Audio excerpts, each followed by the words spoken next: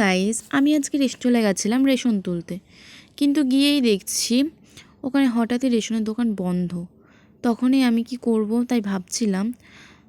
তারপর কিছুক্ষণ অপেক্ষা করলাম, তারপরে দেখছিলাম যে চারপাশের পরিবেশটা খুব সুন্দর লাগছিল।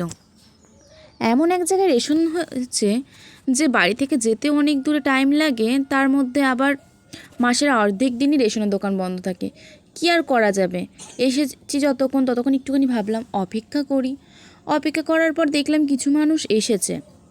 তারপর ভাবছিলাম যে একটুখানি অপেক্ষা করে যদি দেখা যাক রেশনের দোকানটা খোলা হয় নাকি। কিন্তু রেশনের দোকানের লোকজন এত বাজে, এত খারাপ, ওখানকার রেশনের ডিলারটা প্রচণ্ড বাজে। আমাদের আগে যেখানে রেশন কার্ড ছিল সেখানে খুবই ভালো ছিল, কিন্তু এখন যেখানে রেশন কার্ডের দোকানের ডিলারটা হয়েছে, এক নম্বরে বাজে লোক। মানে রেশন দিতে তো টাইম লাগায়, তার মধ্যে মাসের অর্ধেক দিনই বন্ধ থাকে।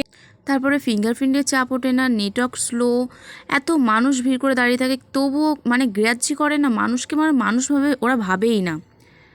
8:30টার সময় রেশন দেয়, কোনো দিন দেয় না। আমি তারপর ভেবেছিলাম চলে আসি বাড়িতে, ফালতু আর ওখানে